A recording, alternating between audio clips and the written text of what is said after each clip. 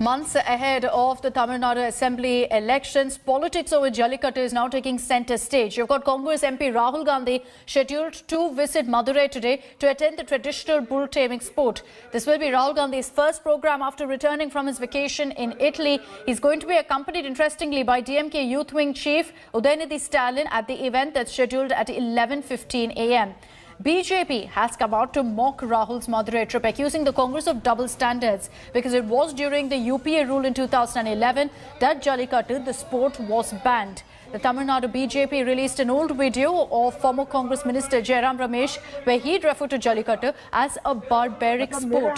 BJP's Kushbu Sundar also tweeted Congress's manifesto for 2016 Tamil Nadu polls to claim Jallikattu was never mentioned. And I earlier spoke to the Tamil Nadu BJP Vice President, Mr. Annamalai, on this entire controversy surrounding Rahul Gandhi's visit to Madurai and what the BJP has to say. Your reaction on Rahul Gandhi's visit and him attending a Jallikattu event? For me, Mr. Rahul Gandhi is an MP from a neighboring state. So we see a lot of MPs coming into Tamil Nadu and like that he is coming to see what is happening in Tamil Nadu. My only hope and prayer is he understands the gravity of the Jallikattu, the sport, and probably he doesn't try and mislead the people of Tamil Nadu what his party has done. So before the elections, we normally see this kind of photo opportunities. When you say that, the Congress has changed its stance, what do you mean? Are you referring to the fact that the UPA had a different stance? And is it possible that maybe the state Congress unit had a different stand and the central Congress unit had a different stand? 2011 UPA2 government, the environment minister brought bulls to that category of the spectator sport.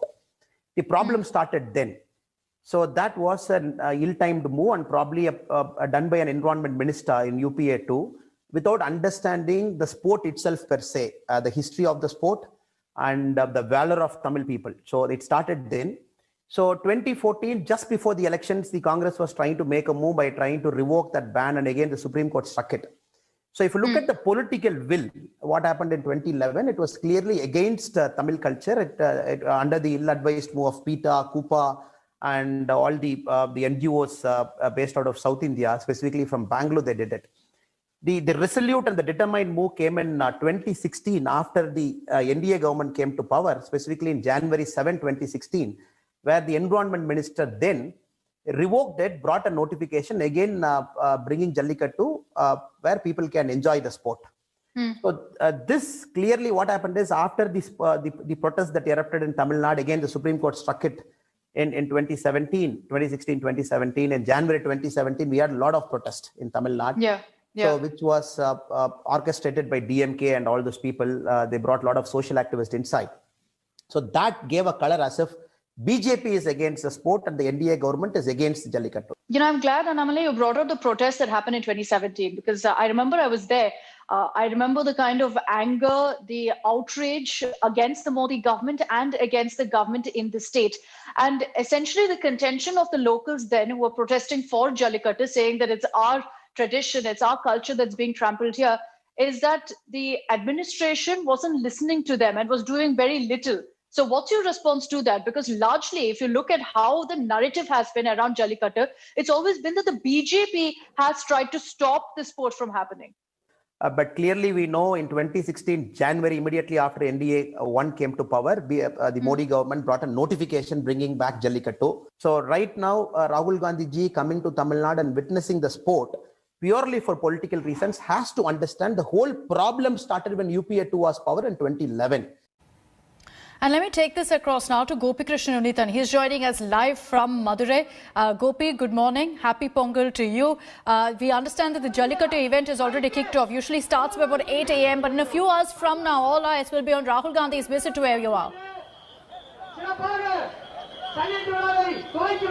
Very good morning, Akshita, and happy Pongal to everyone out there who is watching our show live right now. So, right now I'm at Avdiyapuram, which is the first venue of Jallikattu, and now it's actually a break after the first session.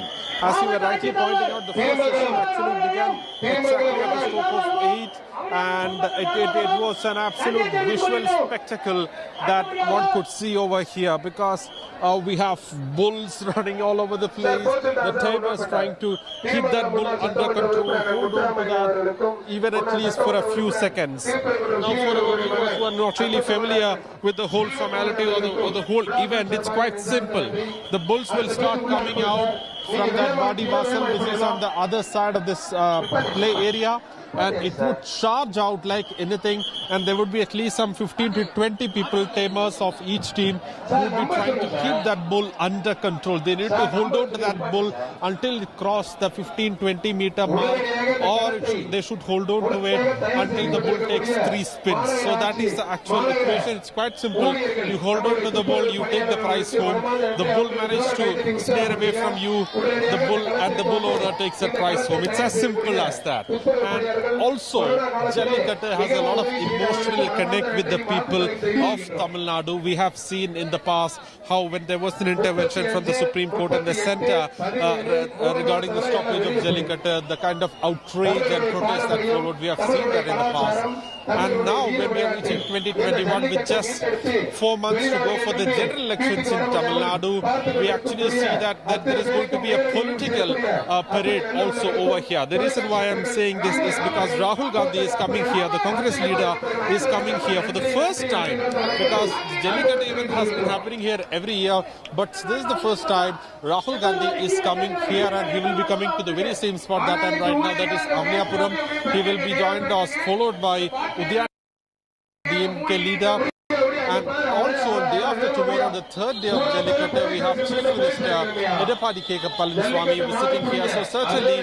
though those political leaders, they might claim that there is nothing political about it, it's just a festival ritual, we are just attending it as a goodwill gesture. But certainly we can see that politics will certainly be played out to the people of Tamil Nadu through this Jallikattu and Pongal as well. That's right. So this festival, this sport, which is so entrenched in Tamil culture and Tamil pride, becoming a matter of political flashpoint as well. Rahul Gandhi is expected there in a few hours from now. He'll be accompanied by Udayanidhi Stalin, and Gopi will keep coming across to you for the moment. Thank you for joining us.